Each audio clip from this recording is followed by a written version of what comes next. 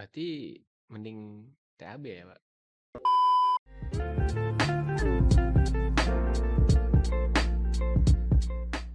Halo semua, selamat datang di AAPG Talk, salah satu program podcast yang dibuat oleh AAPG ITB Student Chapter. Di AAPG Talk ini kita akan bersama-sama membicarakan mengenai dunia permigasan kemahasiswaan atau keprofesian geologi secara umum. Dan seperti yang kalian tahu, ini adalah episode pertama alias episode perdana di AAPG Talk. Dan topik dari APG Talk pertama ini adalah mahasiswa yang lulus tepat waktu. Dan pada pagi hari ini kayak kita kedatangan narasumber yang luar biasa. Pak Erwin, apa kabar? Iya, baik, baik, alhamdulillah. Bapak dilihat kayaknya tadi habis lari ya, Pak? Iya, ya saya memang membiasakan diri kalau bisa setiap hari lari gitu ya, supaya supaya nggak linglung gitu ya. Linglung dalam arti begini, kadang-kadang Anda misalnya datang ke kampus ngapain gitu ya. Kalau Anda menetapkan setiap hari, setiap pagi harus ini gitu, mungkin bisa lebih jelas gitu ya. Iya kan? Mantap ya. Tujuan hari itu jadi lebih jelas gitu ya. Oke, sebagai informasi, Pak Erwin ini juga salah satu dosen teknik geologi ITB dengan kelompok keahliannya Geologi terapan. geologi terapan Ya, ya, Pak? Sering geologi terapan. pengajaran tentang. Saya hidrogeologi dan geologi lingkungan yang seperti itu. Oke. Dan kebetulan Pak Irwin ini di teknik geologi ITB itu sebagai ini ya Pak, apa kalau nggak salah tuh Satgas TA ya Pak? Ya, ya itu kan gantian ya. Kebetulan untuk tahun ini saya diminta bersama dosen yang lain menjadi anggota itu Satgas yang mengkoordinasi eh, apa pelaksanaan tugas akhir mahasiswa S1.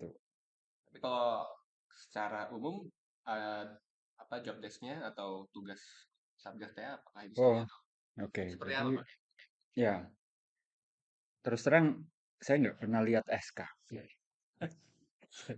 saya itu tidak pernah lihat SK. Jadi itu salah ya, jangan ditiru ya. Jadi kalau Anda dapat tugas dari seseorang dan itu formal, ada SK-nya, ada suratnya, baca SK-nya begitu ya. Nah, tapi karena sudah bertahun-tahun begitu ya membimbing, saya sejak kalau dihitung PNS itu kan sejak tahun 2008 ya. Jadi sudah punya intuisi gitu, apa yang harus lakukan ya sebagai satgas yang memonitor perkembangan pelaksanaan tugas akhir. Jadi yang pertama, kami itu menerima pendaftaran. Ya, kalau menikah itu ijab kabulnya begitu loh. Pak, saya mau tugas akhir. Nah, itu yang penting buat kami, ya, daftar ke kami. Selain sebelumnya Anda harus daftar formal lewat pendaftaran SKS ya. Setelah itu Anda daftar ke kami. Nah, setelah itu juga maka kami akan memonitor Anda gitu ya. Jadi kapan proposalnya ya, sejak proposal, kapan ke lapangan, atau kapan mendapatkan data, kapan melakukan analisis, kapan kemudian seminar ya, kalau di ITB namanya kolokium ya, mungkin di tempat lain em, bukan itu namanya, tapi seminar ya, secara umum. Kemudian berakhir dengan sidang. Nah, itu kami memonitor itu kurang lebih. Mudah-mudahan betul di SK-nya begitu. Oke, biar para audiens nih Pak, para viewer nih tahu gimana sih konteksnya nih kondisi TAan di geologi ITB ini secara statistik tuh sebenarnya mahasiswa geologi ITB tuh sekarang tuh gimana sih Pak secara kelulusan nih apakah berapa persennya emang lulus tepat waktu atau sebenarnya banyak yang agak lebih dikit gitu Pak? Saya ini pastinya sudah pernah disurvei oleh ITB ya, dan di universitas yang lain pun pasti ini disurvei. Kenapa? Karena ini ditanya oleh Dikti. Hmm. Ya, parameter bahwa Anda semua ini lulusnya tepat waktu atau tidak, itu ditanya oleh Dikti sebagai salah satu isian dalam salah satunya akreditasi. Ya, nah, jadi semua universitas pasti mengukur itu. Ya. Masalahnya kita tahu atau tidak kan gitu ya. Nah, ITB melakukan itu. Yang saya tahu, saya tidak persis ingat angkanya. Pak Wakil Dekan itu pernah bilang, tapi kurang lebih itu ya kalau 50% ada. 50% dari Anda di geologi ini lulus tepat waktu itu ada 50% ya. Tapi itu kalau dibandingkan program studi yang lain itu rendah, Hmm, tergolong menengah ke rendah gitu ya. Karena program studi lain juga banyak yang lebih banyak yang lulus tepat waktunya gitu ya. Nah, lulus tepat waktu ini kan berapa? 8 semester ya? 8 semester ya. 8 semester dan patokannya itu kalau tidak salah bulan Juli ya, bulan Juli di semester ke-8. Seingat saya. Disitulah Anda bisa mengklaim diri sebagai tepat waktu menurut administrasi. Ya, bulan Juli di tahun keempat berarti ya. Ya, misalnya Anda angkatan berapa?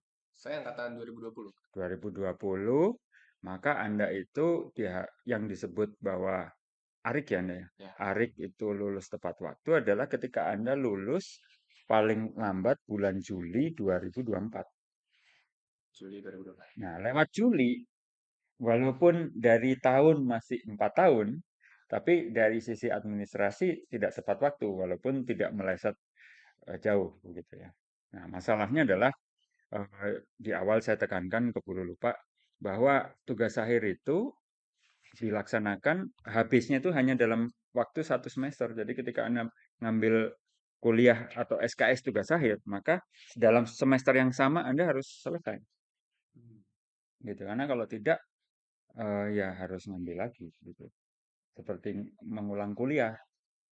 Kalau sebelum-sebelumnya masih bisa tuh diperpanjang. Gitu. Sekarang tidak bisa. Nah, saya yakin juga di universitas yang lain juga ya mirip-mirip pasti dan mungkin ada yang sama. Gitu ya. Nah, Kalau di ITB kan eh, seorang mahasiswa itu dinyatakan lulus itu setelah sidang ya, atau harus setelah yudisium itu Pak, setelah Nah, ujian. ini beda-beda memang. Ada universitas yang menyimpan nilainya itu sampai proses yudisium, baru kemudian di situ ditentukan nilainya dan baru ditentukan Anda lulus atau tidak. Tapi ada juga universitas yang nilainya langsung disampaikan pada saat sidang, gitu ya. Nah, nilainya itu nilai sidang, gitu. Nah, ITB menganut yang kedua, geologi khususnya itu menganut yang kedua.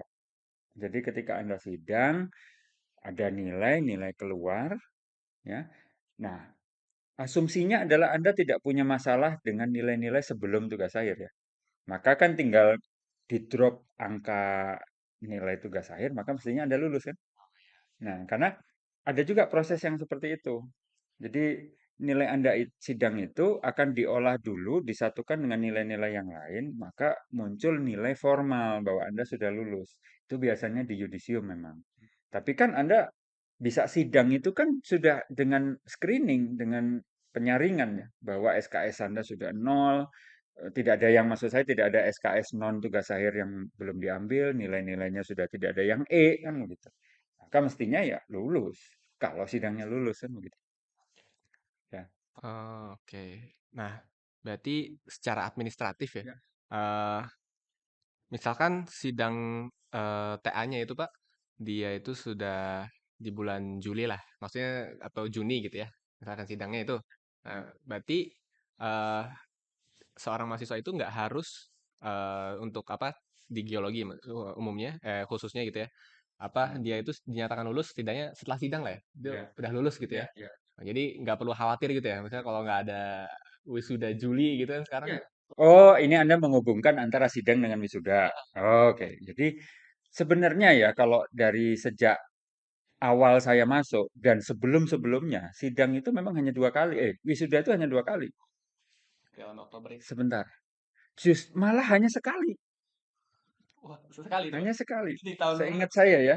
Saya masuk kan 94, saya lulus 98, wisudanya di bulan Agustus atau September 1998. Sebelumnya pun sama. Seingat saya ya. Mudah-mudahan saya tidak salah. Nah, baru kemudian saya lupa juga mulai tahun berapa sidangnya, wisudanya dari 2 kali 1 tahun. kemudian berkembang lagi jadi 3 kali, gitu ya. Tapi saya sangat ingat si wisuda itu hanya sekali setahun itu di zaman saya. Ya. Nah, jadi artinya apa? Wisuda itu sebenarnya adalah seremonial gitu. Kami waktu wisuda hanya 1 kali pun, sidang bisa kapan saja sebenarnya. Bisa dari ya Iya, intinya bisa kapan saja sidang itu. Tapi wisudanya ditentukan, seremoninya ditentukan. Nah, jadi wisuda itu seremoni, sidang itu substansinya, gitu ya. Nah, jadi yang ideal memang Anda di wisuda, yang ideal. Tapi kalau Anda memikirkan kapan wisudanya sebagai titik akhir, agak repot. Karena pasti Anda berpikir, kalau sekarang masih bulan Februari misalnya, ah nanti aja lah kan wisudanya masih, kan wisudanya 2 kali ya, bulan apa? bulan April sama Oktober Oke, sih. April sama Oktober. Katakanlah April Anda lewat, Mei misalnya. Padahal tugas akhir Anda sudah mulai nih sekarang. Ya. Ya kan? Nah, di bulan Mei Anda, ini kan masih bisa ditinggal tugas akhir lah, kan nanti wisudanya Oktober, betul ya? Nah, jadi Anda mikir wisuda justru. Jadi Anda tinggalin ini, Pak. Ujung-ujungnya Anda mepet-mepet lagi nanti sidangnya. Paham ya? Yang Paham, sama paham, saya. paham. Nah, dan itu yang pertama. Nah, yang berikutnya adalah seandainya ada deadline Juli untuk yudisium. Yudisium itu kan nilai-nilai dikumpulkan, dirapatkan begitu ya. Maka biasanya deadline atau tenggat terakhir sidang mestinya kan bukan bulan Juli.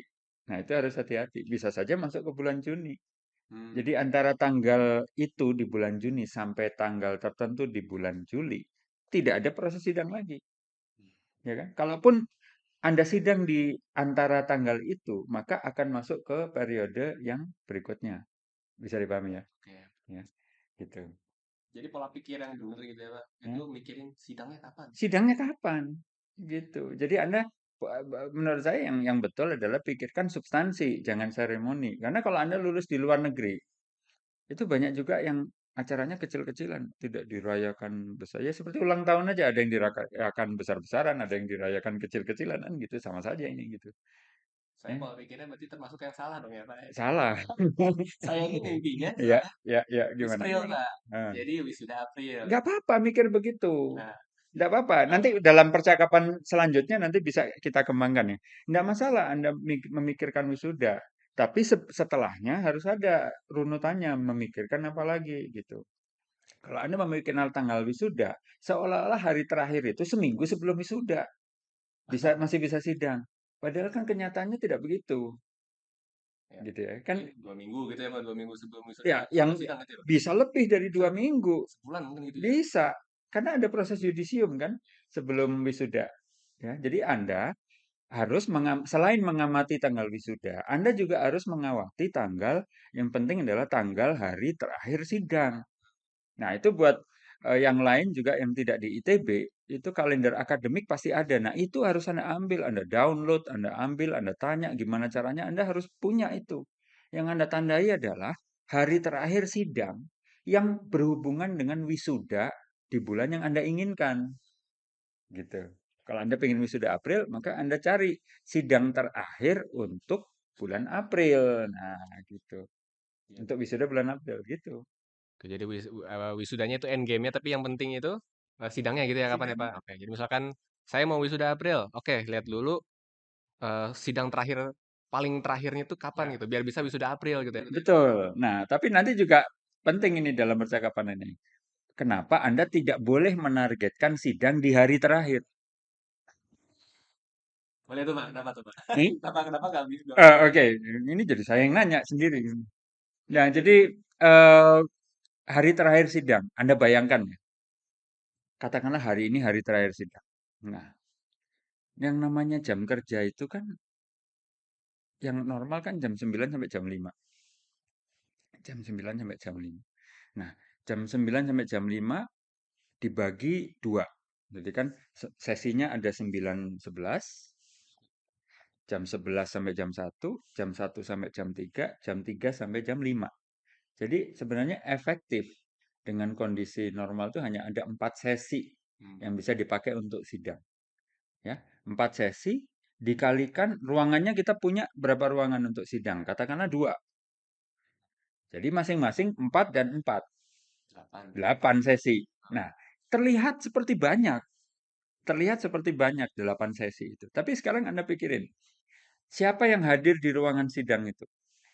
Pembimbing, ketua sidang, penguji tiga. Tiga orang kan pengujinya kalau di kita, di tempat lain mungkin dua ya. Kalau di kami di Geologi TB tiga, penguji satu, penguji dua, penguji tiga, betul? Hmm. Nah, jadi minimum ada 5 orang idealnya. Walaupun ketua sidang bisa juga sih merangkap jadi penguji ketiga, ya, Ya. nggak ada masalah. Tapi itu tidak ideal kan? Idealnya 5 orang. Nah, sekarang artinya apa? Kalau 5 orang ini bekerja, maka tidak mungkin 8 sesi itu bisa terisi semua. Ya, karena jadi 40 orang ya. Iya, 40 orang sesi ya, itu satuannya kan begitu. Artinya kan eh, misalnya saya bisa kalau saya tidak berperan ganda di antara para mahasiswa yang sidang, maka saya bisa 8 sesi dari jam 9. Hmm. Bisa kan? Misalnya jam 9, 11 saya jadi ketua sidang, nanti jam sekian sampai sekian jadi penguji satu. Jam sekian sampai sekian saya kebetulan anak bimbing saya, jadi saya jadi pembimbing di situ dan seterusnya bisa. Tapi itu saya bisa garansi ke Anda, sangat tidak mungkin terjadi karena pasti banyak dosen yang dia membimbing sekaligus juga di jam yang sama bisa saja dia menguji di tempat lain, di ruangan yang lain. Itu sangat mungkin terjadi. Jadi Nyari penguji pun, penguji satu, penguji dua, penguji tiga, itu tidak sulit. Tidak mudah, tidak mudah. Itu. Jadi kalau Anda menargetkan diri, dan itu kalau hanya ada satu, tidak ada masalah, Pak. Kalau delapan-delapannya menargetkan memang harus lulus atau sidang di tanggal yang sama di hari terakhir, oh ya bubar. iya ya, bikin Intinya begini semua ya, gitu kan. iya, intinya intinya begini. Kalau Anda menargetkan sidang di hari terakhir, maka Anda sama saja dengan merepotkan banyak orang sebenarnya, gitu. Merepotin diri sendiri juga ya, Pak ya. Merepotkan diri Anda sendiri juga, karena pikirannya, aduh ini pengujinya ada was-was terus nih penguji ada nggak ya, ada nggak ya, gitu kan? "Ah, ini bisa nggak ya nanti pengujinya, bisa nggak ya dan seterusnya. Repot. Anda sendiri pun wah mau sidang jadi mikirin macam-macam kan, Hmm. gitu. Jadi tidak ideal sidang di hari terakhir. Oke. Jadi tidak boleh. Sidangnya jangan mepet-mepet ya, Pak ya. Jangan mepet-mepet. Final. Especially not in the last day. Oke. Gitu. Salah satu pesan nih ya untuk Iya. viewer nih. Oke, Pak. Kita agak balik sedikit nih, Pak. Ini kan dari tadi kita ngomongin tentang sidang, tentang kelulusan ya. Mungkin sebelum kelulusan nih kan ada tugas akhir. Nah, tugas akhir untuk di geologi ini ada dua kan ya, Pak? TA A sama tugas akhir B gitu. Boleh boleh ceritain sedikit ya singkat, Pak. A sama B itu bedanya apa sih? Baik, jadi tugas akhir tipe 2 jenis ini kalau di tempat lain mungkin sudah sejak lama ya ada di universitas lain. Tapi kalau di ITB terbilang terbilang kalau kita menganggap geologi itu kita hitung geologi itu kan sejak tahun berapa? Ya kan? 19 berapa? 20-an, 30-an. Saya juga lupa. 40-an saya juga lupa gitu ya. Kalau dihitung dari sejarah itu, tugas akhir yang secara definitif disuruh milih tipe A dan tipe B itu baru. Saya pun waktu 98 lulus itu tipenya hanya satu, yaitu aja tipe A itu. Ya kan? Sampai kemudian tahun berapa saya nggak tahu ya. Mungkin angkatan 2005 ke sini gitu ya. Mulai ya kalau nggak 2010 ke sini mungkin 2005 ke sini lah itu mulai ada tipe B gitu ya. Nah, tipe A itu adalah tugas akhir yang sifatnya saya tidak bilang konvensional ya, tapi eh, mungkin lebih ke apa ya tradisional ya, sesuai tradisi saja geologi itu dari sisi keilmuan tugas akhirnya seperti apa? Yaitu ke lapangan, Anda mengambil data primer, mengamati singkapan, kemudian singkapannya diambil, dibawa ke lab untuk diamati mungkin secara mikroskopis dan seterusnya, ya kan? Kemudian jadi skripsi. Nah, itu tipe A. Nah, di dalam tipe A itu juga banyak peminatan juga ada masing-masing. Misalnya peminatan geologi struktur, peminatan paleontologi, sedimentologi, dan banyak yang lain gitu ya. Dan masing-masing itu punya nilai plus gitu. Jadi ketika tipe A itu ada geologi intinya, geologi umumnya Anda harus ambil di lapangan, tapi kemudian ada tambahannya, data tambahan yang sesuai dengan peminatan yang Anda inginkan. Jadi data minat khusus hidrogeologi misalnya pasti beda dengan data yang diambil oleh teman-teman Anda yang mengambil minat khusus geologi struktur. Nah, gitu. Ya, itu tipe A. Jadi Anda ke lapangan, data primer. Secara langsung mengambil data di lapangan. Nah, kemudian berkembang ke arah bahwa yang namanya pekerjaan geologi ini kan bukan hanya di lapangan sebenarnya. Jadi kita mendapatkan data dari rekan kerja yang mungkin melakukan pemboran, melakukan seismik misalnya, dioper ke kita gitu ya untuk dianalisis, disintesis kondisi geologinya seperti apa, sejarahnya bagaimana dan seterusnya. Jadi tidak selalu seorang geologi itu mengambil datanya primer di lapangan ya secara langsung. Maka berkembanglah ada ide tugas akhir tipe B.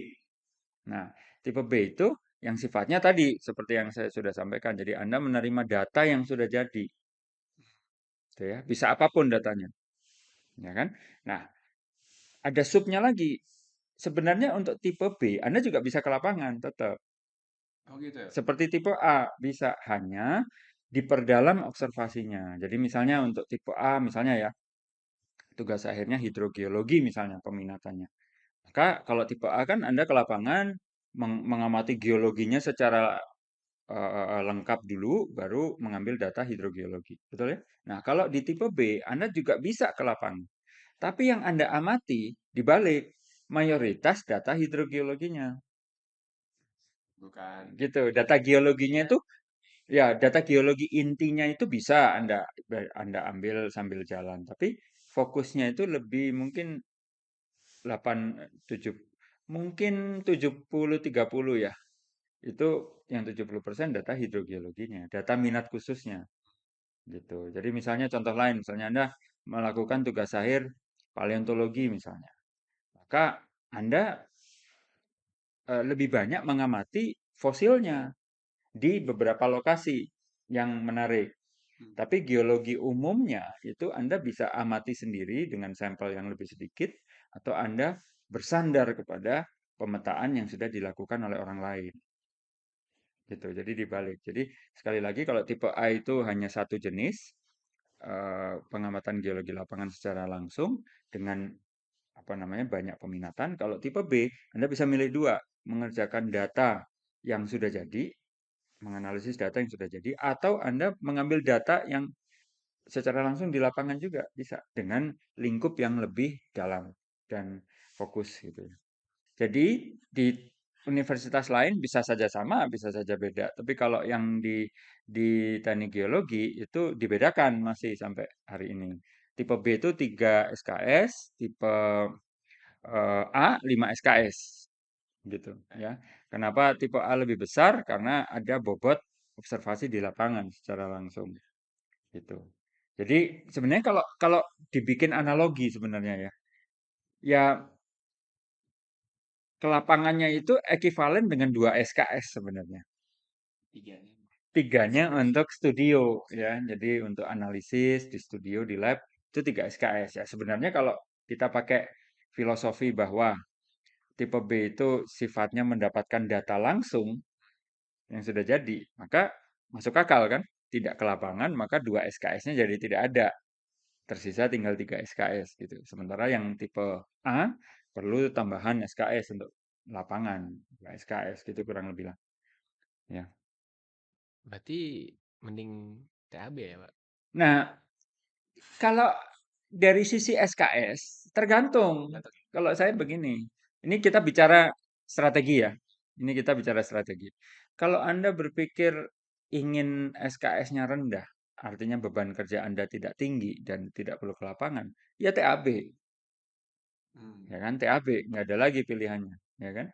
Nah, tapi Anda punya konsekuensi, ya. Anda harus ambil kuliah yang lebih banyak, untuk SKS, agar SKS-nya mencukupi kan Oh 144 iya, minimum.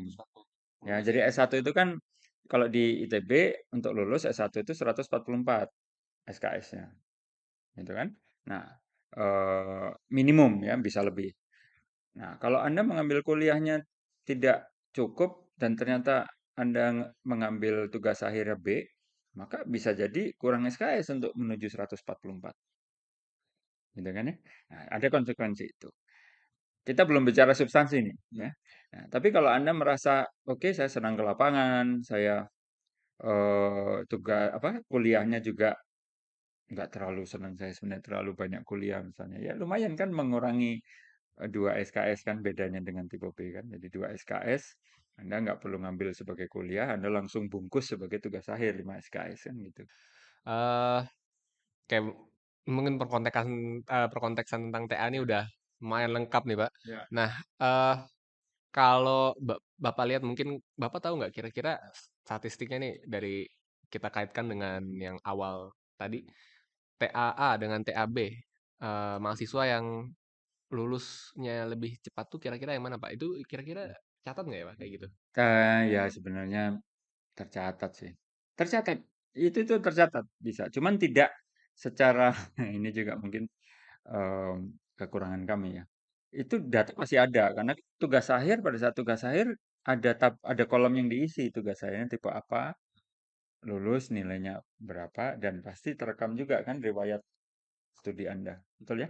Nah, cuman memang betul ini belum pernah diamati secara detail gitu ya. Tapi by intuition ya, pakai feeling gitu kurang lebih ya. Eh logikanya memang tipe B mestinya lebih cepat, mestinya ya kan? Penyelesaiannya lebih cepat. Tapi seringkali kami sebagai dosen itu kan tidak mengamati perencanaannya. Jadi ketika mereka sebelum dapat data sampai dapat data itu berapa lama? Itu di luar itu biasanya. Hmm. Ya karena tidak diamati kan gitu ya. Nah, tapi kalau pelaksanaan biasanya memang lebih cepat tipe B. Begitu ada data, ada analisis, bikin tabel, bikin grafik, bikin macam-macam lah ya. Itu sampai sidang ya tipe B. Tapi kan seringkali kami kehilangan data atau testimoni dari mahasiswa berapa waktu yang dibutuhkan sejak mengirimkan surat permohonan sampai datanya keluar. Karena bisa saja yang lulus tepat waktu dengan tipe B, sangat mungkin mereka minta datanya sudah 1 semester sebelumnya. Jauh sebelum semester itu dimulai, dia sudah minta data. Jadi semester 7 udah mulai Bisa, terus ya, ya. gitu Nah, ya. itu yang akan saya sarankan sebenarnya nanti. Oke. Jadi kalau untuk ngurus TA lebih cepat itu sebenarnya kalau di geologi itu sebenarnya bisa setelah karang sambung nggak sih, Pak? Bisa, Atau bisa. bagaimana itu? Kan kalau dari prosedur dari prodinya misalkan, Ya, kalau nggak salah kan untuk ngurus TA tuh secara legal tuh harusnya ada dosen pembimbing gitu, Pak. ya, ya. Sebenarnya kalau misalkan setelah karang sambung juga kami kan masih semester 6 atau semester 6 akhir gitu atau menuju semester 7 Ya, itu kan belum ada dosen ya, pembimbing tuh, Pak. ya. Itu gimana tuh dari mata legalitas? Ya gini, Nggak kalau tahu. Anda selalu jadi gini ya, dalam hidup itu saya ini sering sekali saya bilang karena saya sudah usia mau 47 ini, tahun ini 47 saya. Jadi saya itu semakin paham bahwa dalam hidup itu adalah tarik-menarik antara substansi dan administrasi. Aspek legalitas dengan aspek apa istilahnya ya, lawannya legalitas itu ya. Aspek eh, apa ya? Hubungan antar manusia gitu ya. Legal dengan percakapan hubungan manusia jejaring gitu. Itu tarik menarik antara dua itu pasti gitu ya. Nah, Anda bisa lulus sudah pasti karena legal administrasi. Kalau tidak lolos administrasi Anda tidak lulus. Betul ya? Ya. Nah, tapi kan itu sebenarnya tidak ada larangan Anda membina hubungan dengan orang-orang yang potensial seawal mungkin. Tidak ada larangan. Ya, jadi misalnya habis karang sambung gitu ya. Anda kayak begini nih, Anda kan aktivitasnya student chapter nih. Itu kan berorganisasi. Anda mungkin satu WhatsApp group dengan alumni, WhatsApp group dengan alumni dari perguruan tinggi lain dan seterusnya. Anda berkomunikasi, terus muncul peluang misalnya. gitu ya. Hmm. Anda tindak lanjuti peluang itu sampai akhirnya terus karena gayung bersambut apa dan data keluar cepat kan bisa. Bahkan Anda mengerjakannya sebelum semester yang dimaksud untuk tugas akhir, sebelum semester 8. Ya sebenarnya nggak ada larangan sebenarnya. Sejak zaman saya pun nggak ada larangan. Sebenarnya tidak ada larangan selama Anda tidak mengesampingkan kewajiban SKS yang selain itu gitu kan ya. Apalagi dengan sekarang ada program MBKM dan lain-lain sangat mungkin gitu ya. Nah, cuman memang harus dijaga koridor legalitasnya itu saja. Nah, legalitas itu ditentukan ketika Anda satu mengambil SKS itu, FRS kan, SKS, yakinkan itu Anda lakukan. Ya, itu aspek legalnya. Ya. SKS untuk TA. SKS untuk TA. Kalau Anda milih tipe B, maka SKS-nya 3. Kalau Anda mengambil tipe A, maka SKS-nya 5. Itu harus Anda daftar kan, harus mendaftar ke Oh, berarti ITB. di semester saat mengurus itu harus diambil Tidak, tidak legalitas. harus pas Oh, mengurus, tidak harus mengurus ya. Tapi tapi nanti. tapi nanti ketika sudah di semester yang Anda memang mau melaksanakan tugas akhirnya, Anda harus daftarkan. Nah, itu aspek legalnya, ya kan? Jadi Anda mendaftar ke ITB, masuk ke FRS, berikutnya jangan lupa mendaftar ke kami, ke Satgas. Nah, di universitas yang lain juga pastinya ada dosen-dosen yang berfungsi sebagai pemonitor atau super satgas ya untuk memonitor jalannya tugas akhir mahasiswa. Pasti ada. Yakinkan Anda juga berkomunikasi setidaknya ke dosen-dosen anggota satgas itu. Gitu kan? Nah, kalau di ITB ada pendaftarannya gitu kan ya. Nah, bisa kontak saya, bisa kontak anggota dosen yang lain yang enak diajak bicara, gitu kan? Nah, daftar. Nah, setelah itu maka Anda bisa dimonitor dan Anda bisa melanjutkan proses apapun yang Anda sudah mulai entah semester kapan itu. Paham ya? Iya, jadi misalnya Anda memulai proses nyari-nyari data sejak bahkan ke lapangan di semester 7 pun gak ada larangan. Mau semester 6 pun gak ada larangan gitu. Ya, tapi ketika semester 8 ya tadi legalitasnya diurus. Ya lanjutkan aja itu. Jadi proses terus mengalir. Yang beda itu hanya koridor pagarnya tadi. FRS ada satu pagar yang Anda harus buka. Pendaftaran ke Satgas harus satu pagar lagi yang pintu lagi yang harus Anda buka gitu kan. Nah, nanti ketika sudah cukup nih oleh pembimbing, Anda mau seminar, ada lagi pendaftaran, ada pintu berikutnya yang Anda harus buka, kan gitu kan? Supaya bisa seminar. Setelah itu ada lagi untuk sidang. Udah selesai. Itu saja. Jadi harus dipisahkan antara koridor administrasi ya, legalitas dengan koridor substansi. Oke. Kira-kira kalau saya dengerin dari pembicaraan kita tuh, Pak, Ya, eh sebenarnya fasilitasnya tuh lumayan banyak ya dan sebenarnya mumpuni gitu.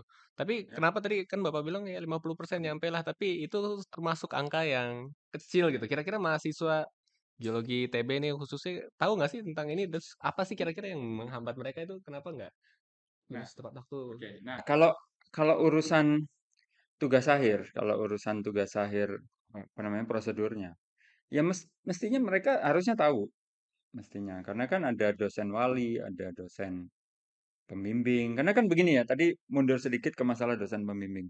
Kan dosen pembimbing itu tidak serta-merta misalnya Anda bangun tidur, ah saya mau sama bapak itu atau sama ibu itu kan nggak begitu prosesnya. Pasti kan ada proses misalnya di Karsam ngobrol, jalan bareng gitu kan. Muncul ide dari beliau-beliau ini, muncul ide dari Anda, terus nyambung kan. Atau Anda berpikir dosen tertentu misalnya lebih cocok Anda ajak bicara dibanding dosen yang lain kan berawal dari situ. Ya kan? Artinya Anda juga dengan bebas bisa ngobrol dengan orang-orang itu walaupun belum jadi pembimbing kan begitu. Ya kan? Nah, setelah itu baru jadi pembimbing. Setelah yakin ada topiknya, ya kan? Nah, dalam proses itu kan sebenarnya Anda pasti akan diberitahu at some point pasti Anda akan diberitahu bahwa prosedurnya itu kurang lebih begini ada satgas loh, udah daftar belum kan begitu. Ya kan? Tapi di luar itu pun Anda juga harus aware ya, harus waspada gitu. Harus nanya-nanya ke kakak kelas gitu ya.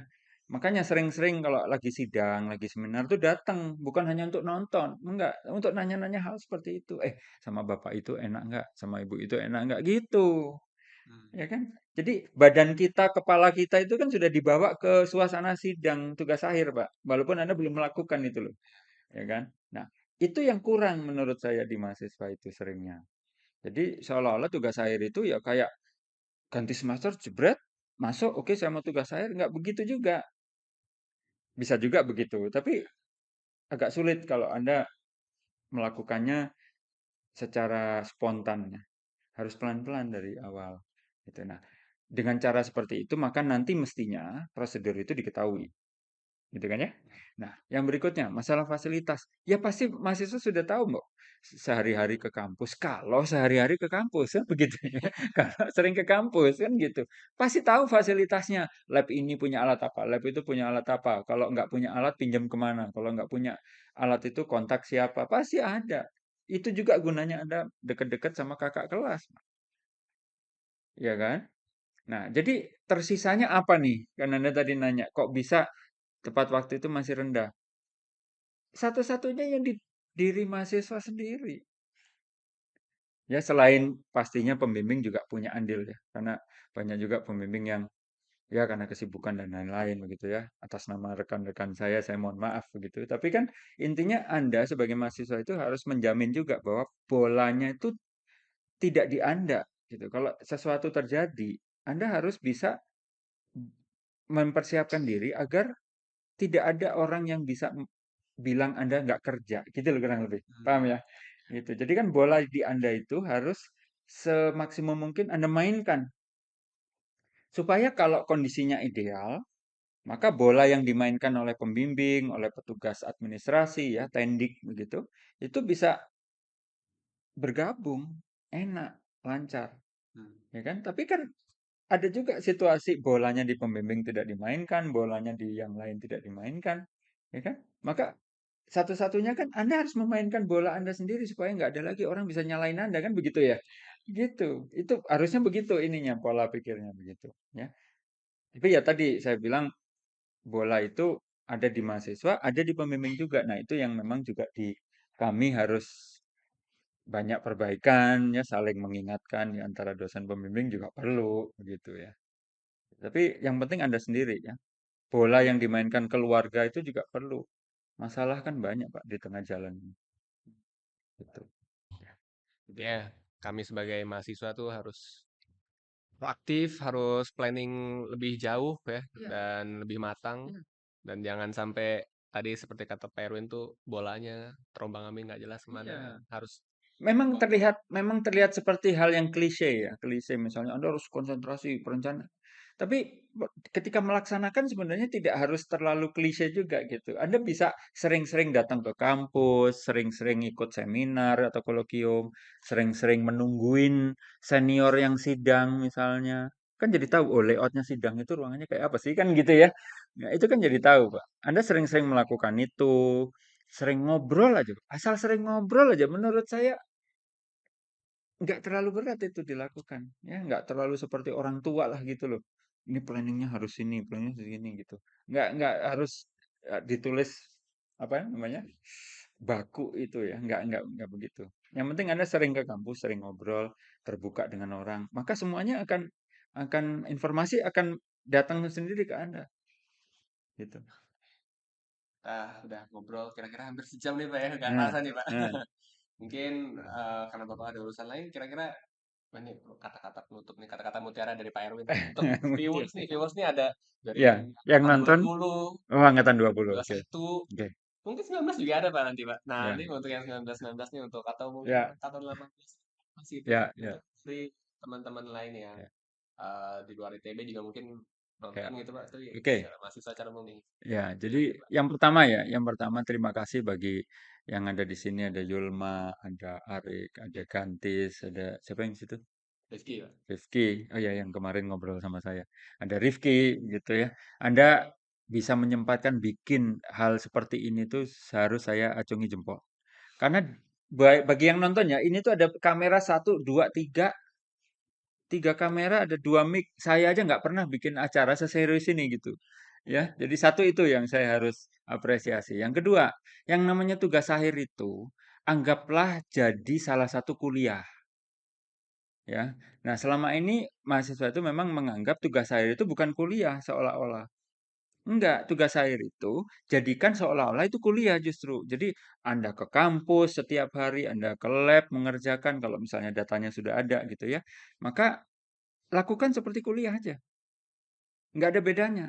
Jadi jangan memisahkan begitu. Ya, anggap aja ini tugas kuliah yang harus diselesaikan minggu depan misalnya. Jadi Anda membuat deadline sendiri, itu penting, ya.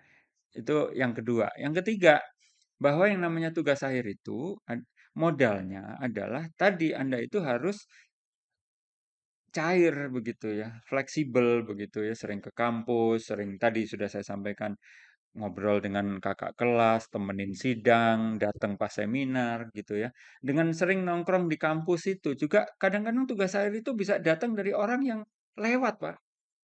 Misalnya ada dosen, Anda lagi nongkrong gitaran begitu ya, tiba-tiba ada dosen begitu, ya kan? Lewat, seret gitu. Sapa, pagi Pak, gitu. Bisa saja nanti dia sudah naik, terus balik lagi gitu Pak. Anda sudah punya topik tugas akhir belum? Itu bisa terjadi. Kan Anda nggak pernah mikir begitu. Ya, jadi tugas akhir itu bisa datang dari mana saja. Jadi Anda harus buka panca indera seluas mungkin supaya peluang untuk tugas akhir itu makin banyak gitu. Nah, kemudian setelah peluangnya ada, kerjakan seolah-olah itu kuliah gitu ya. Jadi Anda kerjakan seolah-olah itu kuliah dan jaga timeline. Yang penting tadi saya mundur lagi, tanggal terakhir sidang itu harus Anda pegang tanggal terakhirnya. Dengan mindset jangan daftar sidang di hari terakhir. Dah itu. Kalau bisa sidang itu di seminggu sebelum deadline. Dah, ya. Seminggu sebelum hari terakhir Anda harus sudah sidang. Nah, dari situ timelinenya mundur. Nah, itu yang penting tuh. Timelinenya mundur. Sebelum sidang harus seminar, ya kan? Nah, untuk bisa seminar sidang di sini, maka seminarnya harus berapa minggu kemudian, mungkin 2 minggu, 3 minggu sebelumnya. Maka nanti Anda bisa merencanakan analisis harus selesai kapan, gitu. Jadi mikirnya harus mundur. Salah kalau mikirnya Anda maju terus, mikirnya harus backwards kadang-kadang gitu kan. Modeling bisa juga mundur ya. Ambil titik tolaknya dari hari terakhir sidang, dah itu ya. -7 hari. Jangan lupa. Hari terakhir sidang -7 hari. Nah, itu titik tolaknya. Ya, Oke, siap. Terima kasih Pak Erwin. Ya, sama-sama. harusnya ya viewer-viewer di sini nih mau APG, mau Geologi ITB, geologi ITB, mau non ITB harusnya udah bisa relevan. lah, Ya. harus udah tahu gini, harus udah tahu dan harusnya bisa lulus tepat waktu karena di sini kita udah ngomong 1 jam ya. Terus kita bikin video podcast gini kan ya untuk Dan saya lulus tepat waktu. S1, S2, S3, tiga-tiganya di ITB, semuanya tepat waktu. oh, nah, ini emang dari master lulus tepat waktunya Ya, begini gitu itu. ya. Jadi para viewer yang nonton podcast ini, maka kalian kalau tidak lulus tepat waktu itu kalian baru saja menghabiskan 1 jam hidup kalian menonton podcast ini. Buang waktu nonton ini gitu ya. Ya, ya, ya, betul, betul. Oke.